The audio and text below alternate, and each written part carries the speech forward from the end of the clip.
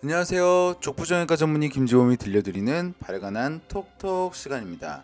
오늘의 주제는요, 새끼발가락 바닥 부위에 굳은 살 및 몽우리를 내고 통증을 주는 질환이죠. 소건망류의 증상은 뭐고 원인 및 비수술적인 치료에 대해서 말씀드리려고 합니다.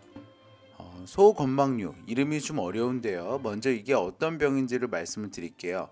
소건망류는 제가 이제 보통 환자분들한테 새끼발가락의 무지해반증이라고 이야기를 합니다.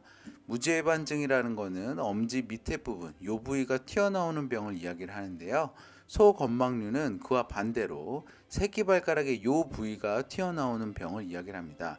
그래서 새끼발가락 아래 부위가 외축으로 튀어나오는 병을 이야기를 하는 거죠. 실제로 모식도를 보면 새끼발가락이 튀어나오는 게 아니고요. 새끼발가락에 해당되는 오중족골의 머리 부위가 튀어나오는 것입니다. 그래서 새끼발가락 아래 오중족골 머리가 튀어나오는 것이고요.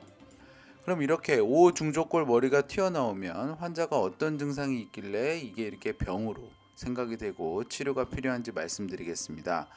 오중족골 머리가 튀어나오잖아요. 그러면 그 부위에 높은 압력이 걸립니다. 디딜 때 발 아래쪽이 심하게 디뎌지니까 아래쪽에 높은 압력이 걸리기도 하고요. 신발이 또 이쪽에 이렇게 벽이 있잖아요. 그래서 얘가 눌리면서 이 부위에 또 높은 압력이 걸리기도 합니다. 그러면 우리 몸에 있는 살은 압력이 높게 걸리면 그 높은 압력을 견디기 위해서 굳은 살, 몽우리, 티눈 이런 것들을 내요. 그러니까 쿠션을 내는 거죠. 근데 이러한 것들이 오히려 사람에게는 통증을 유발시킵니다.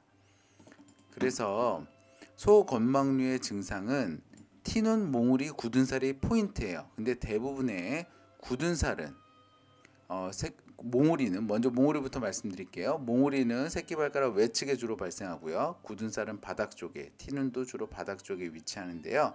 어쨌든 이렇게 새끼발가락의 바닥 외측에 몽우리, 굳은 살, 티눈이 생기면서 통증이 생기는 것, 이러한 것을 소건망류라고 하고요. 이러한 티눈, 몽우리, 굳은 살은 제거를 하더라도 재발되는 경우가 많습니다. 그래서 왜 재발되냐? 구조적인 원인이 해결이 안 되니까 재발이 되는 거죠.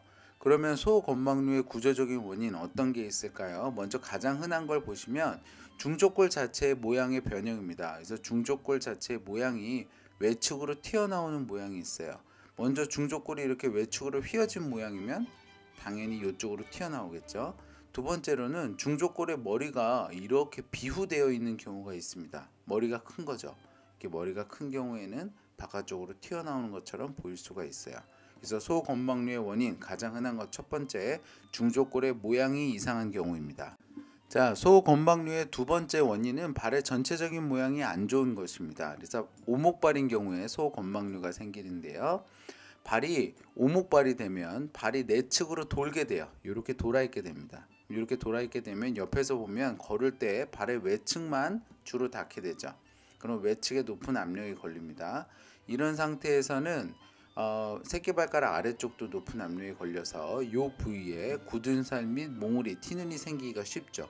그래서 오목발인 경우에도 이런 소건망류가 잘 생기고, 이러한 경우에 단지 오목발이 심하게 있는 경우만, 뼈 모양은 전혀 문제가 없어도 오목발만 심하게 있어도 소건망류가 생길 수 있습니다.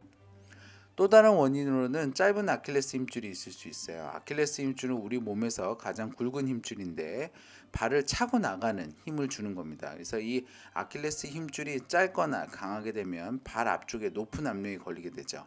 그러면 발 앞쪽에 생기는 모든 굳은 살과 티눈의 원인이 될 수 있습니다.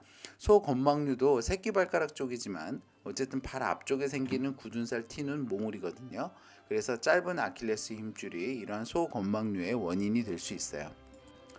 그러면 이렇게 여러 가지 원인으로 생기는 소건망류의 치료 어떻게 하는지를 말씀드릴게요.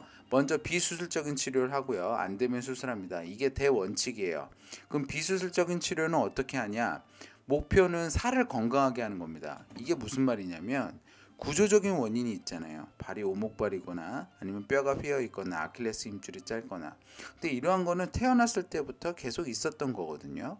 근데 이게 어느 순간 어떤 이벤트에 의해서 살이 갑자기 안 좋아지고 그 안 좋은 살 때문에 굳은 살이 베끼거나 몽우리가 생기고, 근데 이러한 것들이 구조적인 원인이 있으니까 낫지는 않는 거거든요.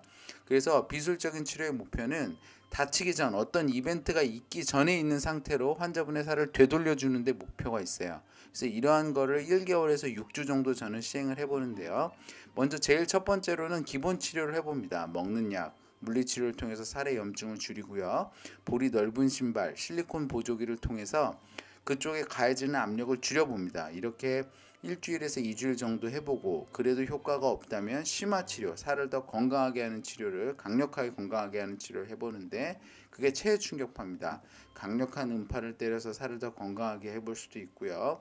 주사 치료를 해볼 수도 있어요. DNA 주사나 스테로이드 주사를 통해서 살에 있는 염증을 강력하게 줄여볼 수도 있습니다. 이런 치료를 통해서도 잘 안 된다. 그러면 어쩔 수 없어요. 수술적인 치료를 통해서 구조를 변화시키려고 하는데요. 이런 수술적인 치료에 대해서는 제가 다음 영상에서 말씀드리겠습니다. 자, 그러면 정리해 보겠습니다. 소건막류는 오중족골 머리가 튀어나와서 새끼발가락 아래 외측이 튀어나오고 굳은 살, 몽우리가 생기면서 통증이 발생하는 병입니다. 소건막류의 원인으로는 중족골이 외측으로 튀어나와 있는 경우, 그러니까 중족골에 변형이 있는 경우죠. 이게 이제 가장 흔하고요.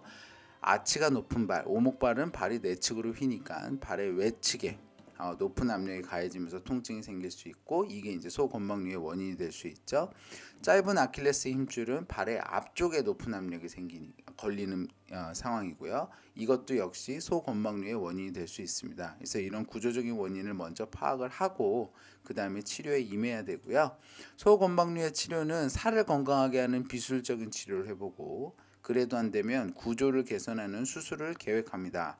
소건막류는 걸을 때마다 발바닥 그리고 신발을 신을 때마다 발의 외측의 통증을 유발하는 저희 삶의 질을 굉장히 떨어뜨리는 병입니다. 적극적으로 치료받으셔서 건강한 발걸음 회복하시길 소망합니다. 건강한 발걸음 행복한 100세 인생 발해가는 톡톡이 함께합니다. 저는 서울대학교 의과대학을 졸업을 하고 다수의 TV 프로그램에서 족부에 대해서 말씀드린 바 있습니다. 이 동영상은 제가 좀 더 자유롭고 자세하게 제 지식을 말씀드리고자 제작하였고요. 네이버 족부김지범 블로그에 오시면 더 많은 정보와 질문이 가능합니다. 경청해 주셔서 감사합니다.